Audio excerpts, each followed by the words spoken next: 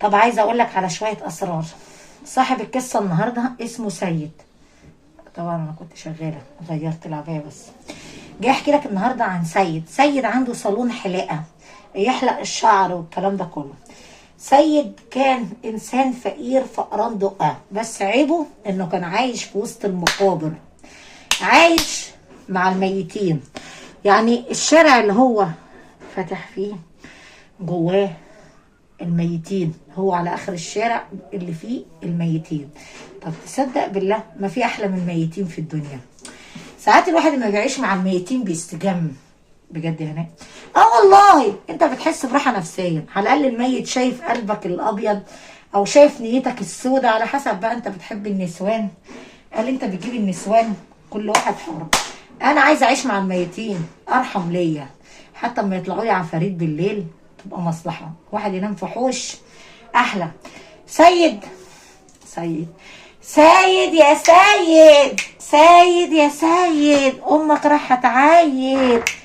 سيد يا سيد. سيد عمره 32 سنة، كان متجوز، بس عيب الصالون انه قديم. فاكر الوسخ، الشقة اللي كنا عايشين فيها الوسخ؟ اي والله انا ما تفكرنا بالايام السوداء.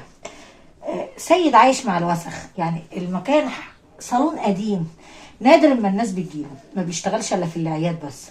انت قولي انت من اني واحد فيهم بتحب ان انت تروح الصالون تحلق دقن ووش وشعر في الاعياد بس؟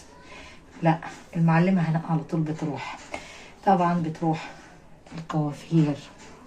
احنا عندنا في مصر الكوافير الحريمي السيدات اسمه كوافير، عندكم بقى في لغة الكويت والسعودية اسمه صالون او مشغل على حسب بقى. المهم يا باشا اسمع القصة.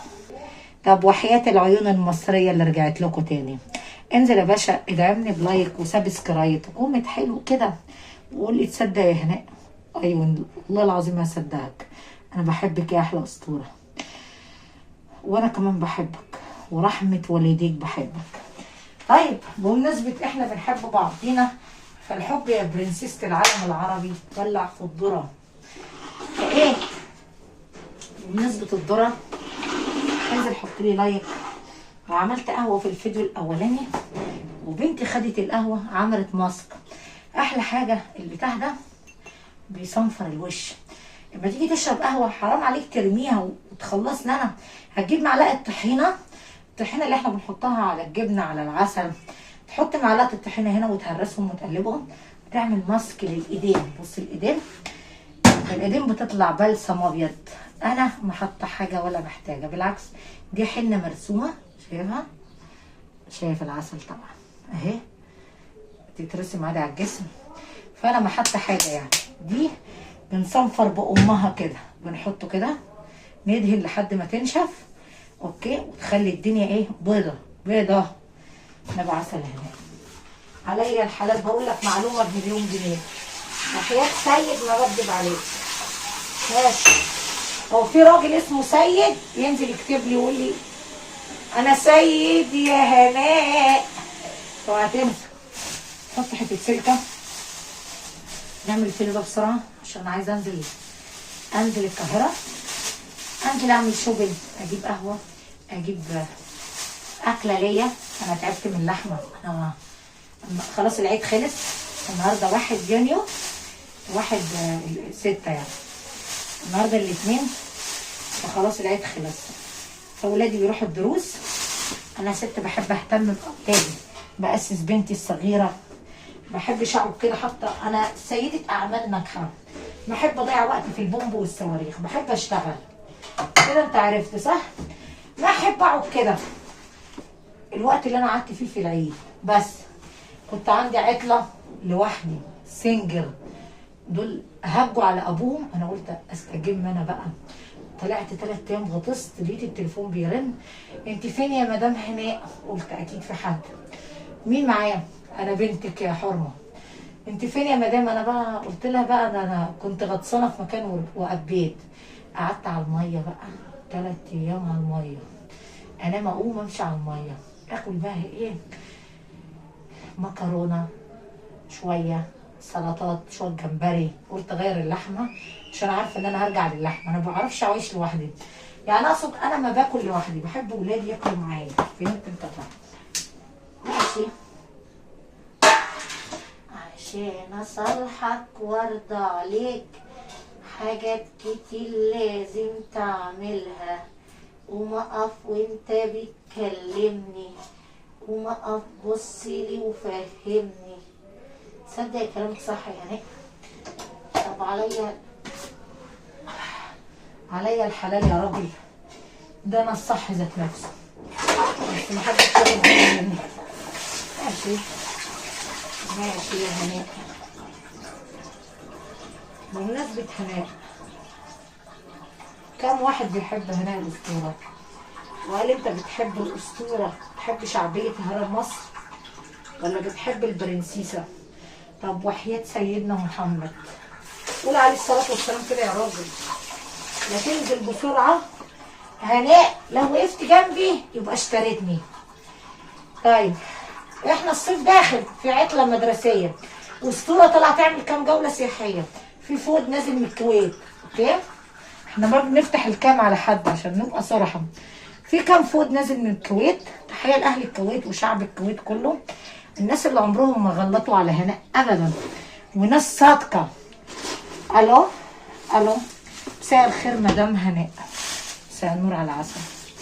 احنا عايزين نطلع الرحلة، الفود بتاع الغردقة. قلت ماشي، حولوا الفلوس الأموال، الفرد $100، حولوا الفلوس درهمات واحنا غيرناها عملات. المهم يا جدعان، انا مش عارفه بقى ريال الكويت عامل 170 ولا 100 وكام. المهم يعني حبيت اعرفك البلد هنا ماشيه ازاي. صدق كلامك صح يا هناء. اي والله، والله انا الصح ذات نفسه. طب وبعد الفوائد يا هناء، مش عارف اعمل ايه في حظي.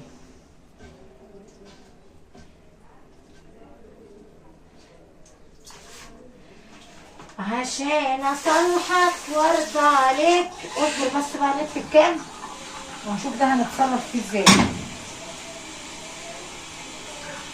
المهم يا باشا، لو انت بتحبني زي ما انت بتقول هتخش على هناء هرم مصر. الناس اللي كتبت لي على الفود السياحي والكلام ده كله، $100 بس من غير الاكل، 4 ليالي بس. تنزل بسرعه على هناء هرم مصر. اوكي، ايه، حط لي لايك واشتراك عشان نعمل 100,000 بسرعه، عشان انزل اسافر.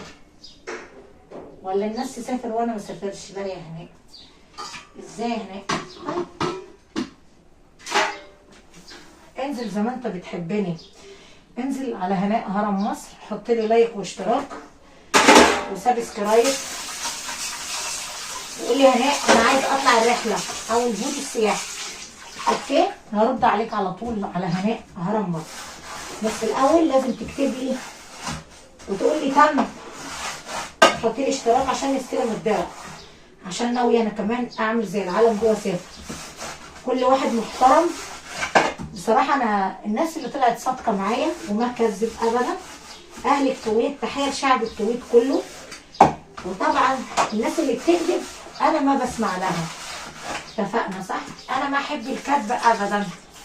الناس الصادقه هي اللي بتحاول تدفع عربون للفود السياحي. اوكي، لو عايز تفهم مني انزل على هرم مصر، هناء هرم مصر، حط لايك واشتراك وقول لي انت عايز ايه وعايز تسأل عن ايه. بس اهم حاجة عايزين نوصل ل100,000 على ايه؟ صدق كلامك صح هناء، عايزين نوصل ل100,000 على هناء هرم مصر.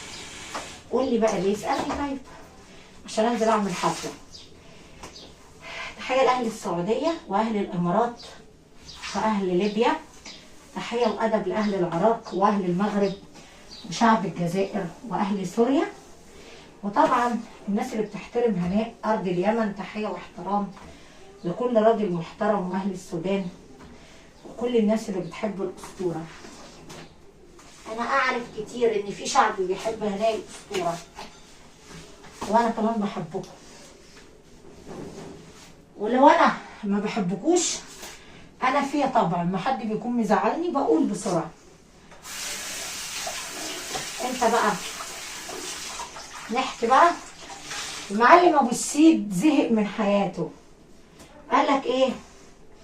انا زهقت بقى، انا كده كده ما بشتغلش الا في العيد.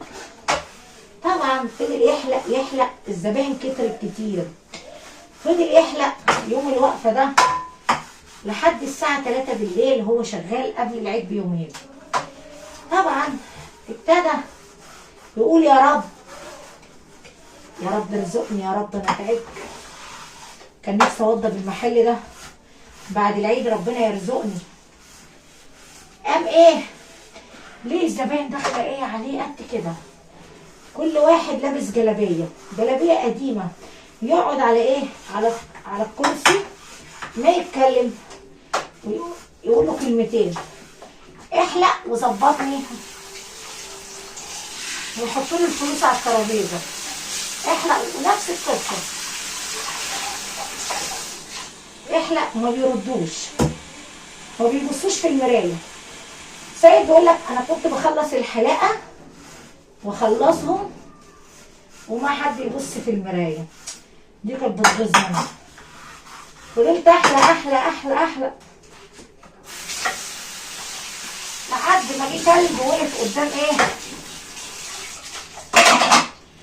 جه كلب وقف قدام المحل في عز الموسم، في عز ما انا شغال، كل واحد اشك فيه يحلق ويحط لي ورقه الفلوس 50 جنيه مصري، حته دولار على الترابيزه، يقول له لا 100 جنيه يعني 2 دولار، يقوم حاطط له الفلوس وساكت وماشي. عرفوا بقى ان الحلقه دي ب 100 جنيه. المهم واحد لابس بدله، نفس القصه، كل واحد ليه حدوده، كل واحد ليه بدله، اللي ليه هدوم، اللي لابس ترنج. الغريبه بقى يا صاحبي ان الكلب كل ما حد يخش الكلب ده يجي يقف على الباب، فايه سيد يحاول يمشي الكلب ما يمشيش.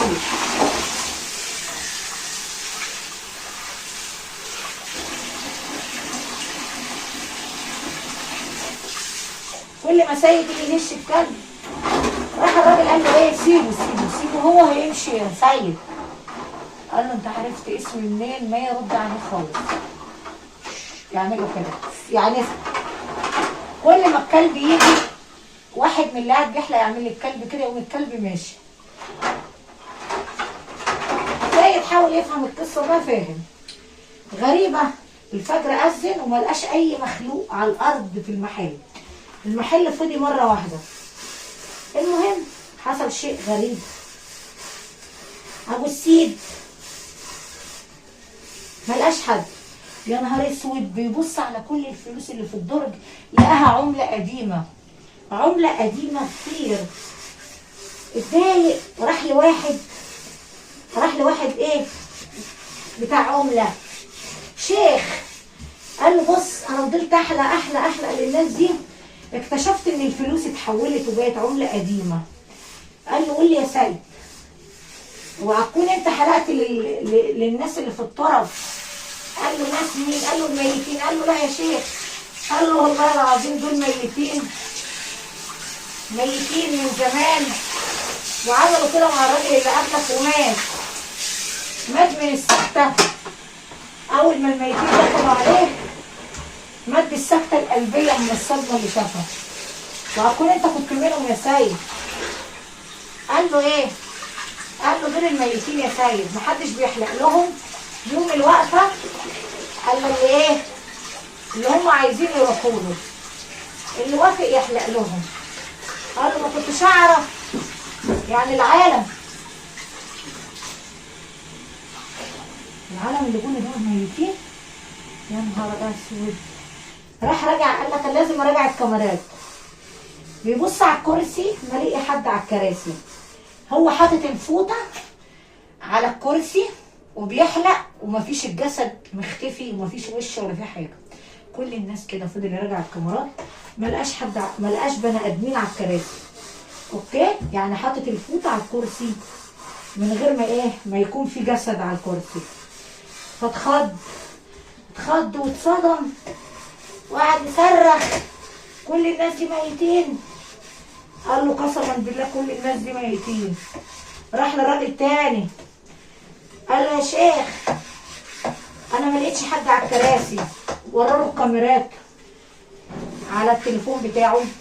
قال له دول كلهم ميتين يا سيد، كل واحد جالك بصورته هتلاقيه في المقابر جوه. انت ساكن في شارع المقابر يا سيد، يعني زي الامام والحتت دي في مصر. للاسف سيد شعره ابيض مره واحده من الخضه، ويا عيني بقى بيكلم نفسه. راح المقابر يشوف الصور دي حقيقي ولا الراجل ده بيهرفش عليا. راح لقى الصور هي الناس دي، كل ميت عليه صورته، كل قبر عليه صورته واسمه.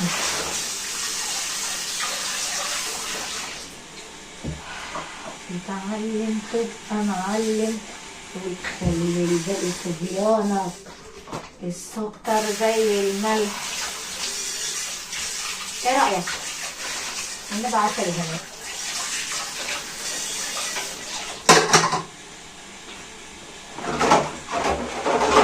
تخيل ان انت بتحلق للميتين 50 ميت عليه صورته واسمه.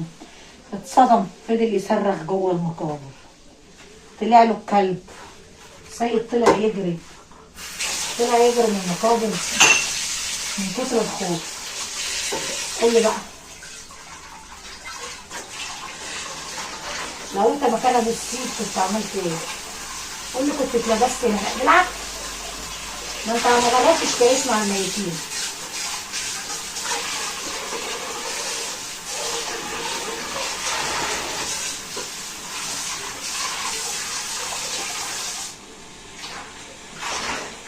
يا باشا انت ما جربتش تعيش مع الميتين. الميتين ما بيأذوا البشر هي اللي مؤذيه. والله انا عليا الحلال ما في بشر الا مؤذيه. الميتين ما بيأذوا البني ادمين، ده الميتين اوفى ناس، اوفى ميتين في العالم. على الاقل قلبهم طيب وما بيحقدوا على الناس. انتوا اللي قلبكم كله حقد وغل. انزل يا باشا، انزل ارزع عليك الاسطوره وهرجع لك تاني. قول لا اله الا الله. بيتي هناك شايفين الميه قد ايه في اليوم الاسود؟ كل دي مواعين. الحلل بتاعت اللحمه اللي عملنا فيها اللحمات. والايام انتوا عارفين ان انا في العيد ما كنتش بشتغل. المهم يا باشا، لو انت بتحبني انزل على هناء هرم مصر عشان نستلم الدرع بسرعه. لو انت بتحبني بقى قول لي انا بحبك يا هناء وعايزه اكافئك. طب نزل لي المكافاه يا باشا. مكافئتي وعديتي ان انت تحط لي لايك واشتراك على هرم مصر. ماشي يا مدام هناء. لو انت بقى بتحبني اما نشوف. عارف في ناس بتحسدني على نظافتي والله العظيم. كان نفسي، طبعا دي بتاعت الصابون بس انا بحب اغسلها كده واخليها بشره. نفسي العالم تقلدني في النظافه. النسوان ولا بلاش كل مره داخلالي بس تقولي منك لله منك لله مني لله. ليه بقى؟ اسالكم سؤال واحد. انا اكلت اكل حد؟ اكلت اكلها؟ انا ذنبي ايه يعني اللي انا فرسايه؟ ها؟ ولا تلقى جوزها قاعد بيتفرج؟ العالم دي النار كل مره. سبحان الله، طول عمري كل مره النار بتقيد فيها مني بس مش عارفه ليه. فكرة كل مره النار بتقيد فيها ليه؟ متغاظ، شايفك يد مننا متغاظ. المهم يلا ابو السيد فضل يصرخ. طلع له كل ميت في المقابر، كل ميت بصوته. قال لك هم دول الناس دول؟ انا كنت بحلق للميتين. اخرتي يا رب ميتين عادي، ده الميتين احسن من الحيين. على الاقل الميتين قلبهم واقف. قعدوا يقولوا له شكرا يا ابو السيد. شكرا يا سيد. سيد يا سيد جيت عايد. شكرا يا سيد لان انت الوحيد اللي قبلت تحلق لنا. شكرا يا سيد. جري وخاف منهم وطلع يجري وحلف ما يفتح يوم الوقفه تاني. يوم الوقفه ممنوع حد يفتح الصالون بتاعه بتاع الحلاقه. فكرك انت وبالسيب بقى. غلطان؟ ايوه غلطان غلطان. ما هو ما بيفهمش. اللي ما بيحبش الميتين محدش هيحبه. ما انت في يوم من الايام هتبقى ميت يا صاحبي. ادي يخرب بيت قلبك هنا. قلبي دفنته في تابوت وخدت عزاء. طول عمري قلبي جامد، وامشي في الضلمه وامشي في اي حته. عمري ما خفت من الميتين ولا من العفاريت. لانهم صحابي. ودي كانت قصتنا يا باشا النهارده. لو انت عندك صالون حلاقه او المشغل ده زي ما انتم بتقولوا عليه بقى، مشغلايه، سكريايه، عسليه، هتنزل يوم الوقت تحلق؟ قول لي وقسما بالله احلق. على حسب بقى، اللي قلبه جامد ينزل يكتب لهناء، اللي قلبه رفيف وبيخاف بسرعه. الجبان ملوش مكان، الجبان ملوش في العالم بتاعنا مكان. لو انت هتبقى جبان هيتداس عليك يا باشا، وانا خايفه عليك يا باشا. صدق ما عنديش قهوه، انا بقى هخرج عشان اروق على نفسي شويه بجد. هنا اجيب لي بقى ايه؟ اول حاجه بطني بقالها كتير ما كلتش حاجه مسكره، انا زهقت من اللحوم. انا بقى ايه؟ اروق على بطني، اجيب لها شوكليت كيك. صدق شوكليت كيك بقى، وابتدي اكل. اجيب لي واحده كبيره واخرتها هناك. مش عارفه اخس ازاي الصراحه، مش عارفه. انا عايزه حد يوديني مكان اعمل عمليه شفط دهون. زي ما بكذب عليكم، بس يلا خلي التخن ما يجي وقته. المهم يا باشا، ما تنسى الفقراء. انا فقيره، انا فقيره لربنا. حط لي لايك واشتراك على هرم مصر لو انت بتحبني. هتقول لي هناء تم وعملت لك اشتراك على هرم مصر يا اسطوره. وربنا لو جبرت بخاطري لانزل اعمل حفله تكسر الدنيا وانقي لها فستان كده. حلم حياتي البس فستان مميز. ماشي ماشي هناء. يا رب اللي يحط لي اشتراك على هرم مصر عشان نوصل ل 100,000، هي 84,000 على هنا هرم مصر الرابع. يا رب يرزقك. هتبقي مبسوطه يا هناء والله العظيم. والله اسعد واحده في الدنيا. انا عايزه استلم الضلع التاني بسرعه عشان ناوي اعمل انزل بيت سياحي اللي انا هقوله. الناس اللي عايزه تتواصل مع هناء تكتب على هرم مصر وتدوس على رابط التيك توك عندك على هناء هرم مصر الرابع، او على يوميات الاسطوره. اللي عايز ينزل مصر السياحه اشتغلت، تنزل يا باشا تنورنا على راسنا من فوق، نشيلوك على راسنا وتنورنا وتشرفنا. قلنا الاربع ليالي ب $100. دهب، لا اما مطروح، لا اما الغردقه، لا اما شرم، على حسب انت بتحب ايه يا باشا. وعلى القبله بنستنوك. انت بتحب انهي دوله؟ تنزل تنورنا. مصر حلوه كتير وبتتشرف بالناس المحترمه. احنا بلد الحضاره، مصر ام الدنيا. فتحيه من شعب مصر لكل راجل هينزل ينورنا. وما تنساش تقدم تحيه لبلدي مصر ام الدنيا. تحط لي علم مصر وتقول لي تحيا مصر. اتفقنا؟ ماشي هناك. اوعاك تنساني يالا. انا اقدر انساك يا هرم؟ طيب على حسب بقى. انزل انزل. انا داخل اشتغل في التواليت عشان الحمام بقاله كتير ما تصبن. نصبنه وننزل نعكمه. بس ما تنسي القلب قلبي قلبي يا ناس. ماشي بس انا رجلي وجعتني بصراحه. حلوه البتاعه دي ان الواحد يقعد يستريح. تصدق حلم حياتي اشتري لي كرسي؟ والله العظيم عمري ما كان عندي كرسي اقعد عليه. يعني مثلا الواحد يقعد بره على كرسي. بره فين بقى هناك؟ بره في وسط البيت ده، بره على السطح، بره في اي حته. انا الصراحه كرهت حياتي. وادي الشبشب كمان. تصدق الشبشب ده عايز يتصبن. المهم يا باشا قول لي بقى، ناوي تعمل ايه؟ تنزل مصر؟ اكتب لي. انزل قضي العطله السياحيه عند مصريات ام الدنيا. قول لي هناء انا بتشرف بيكي وانا بتشرف بكل راجل محترم بيحب الاسطوره. هنا يا باشا انت على راسنا ونشيلك على راسنا، ولو ما معاك اموال برضه نشيلك فوق راسنا. وانت سمعت قصه سيد، يا ريت بقى ما تفكر تمشي في التراب بالليل وما تفكر تفتح الصالون لحد الساعه 3 بالليل عشان الميتين او العفاريت اللي نازلين ايه. والله العظيم يا هرم كلامك يعني يا ابني، ما هو انا كلامي سكر، عارف ليه؟ لان انا السكر ذات نفسه، انا خايفه عليك. ماشي يا هنان.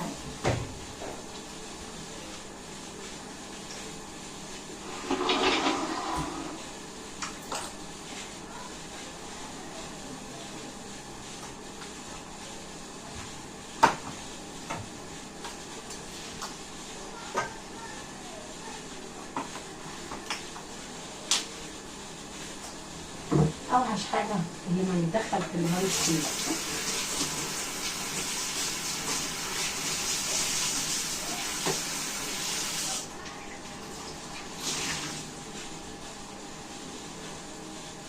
يلا يا باشا كفايه كده.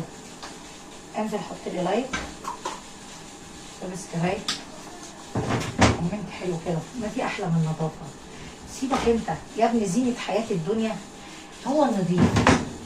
النظافه دي رمز ليك، رمز حلو انك تعيش بصحه جيده، تعيش حاجه كده. سكر النبي بتاع السرير هناك ماشي. النظيف يعيش نظيف يا ابني، والعالي دايما تلاقيه غالي. النظافه هي زينه حياه الدنيا. الست بتعرفها من نظافتها، من مطبخها، من تواليتها، بتبشر عن النظافه. بحبكم كتير ومنتظر منك تعليق ولايك وكومنت حلو كده. متنساش هرم مصر، هرم مصر فور. تحط لايك واشتراك وسبسكرايب وتقول لي تم يا اسطوره.